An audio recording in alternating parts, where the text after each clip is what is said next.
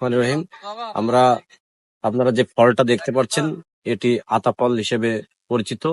এটি দক্ষিণ এশীয় ও দক্ষিণ আমেরিকায় পাওয়া যায়।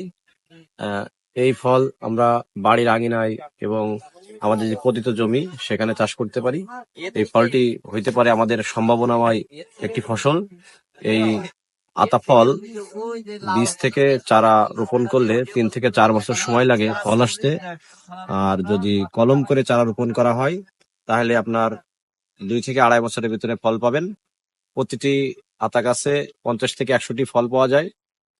প্রত্যেকটি ফল 50 থেকে 100 টাকা মূল্যে বাজারজাত করতে পারবেন। আপনারা যারা কৃষি উদ্যোক্তা আছেন তারা এই আতাকে সম্ভাবনায় ফসল হিসেবে গ্রহণ করতে পারেন।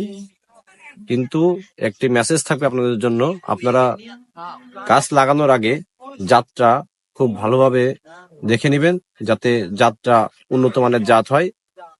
সব থেকে মজার ব্যাপার হলো এই আতা চাষের পরিচর্যা। আতার পরিচর্যার জন্য কোনো অতিরিক্ত কোনো খরচ নাই। এই চাষে আপনার পোকামাকড় এবং রোগবালাই একেবারে নেই বললেই চলে। এজন্য আতা চাষে খুবই লাভজনক একটি ফসল। এটি হতে পারে একটি সম্ভাবনাময় ফসল।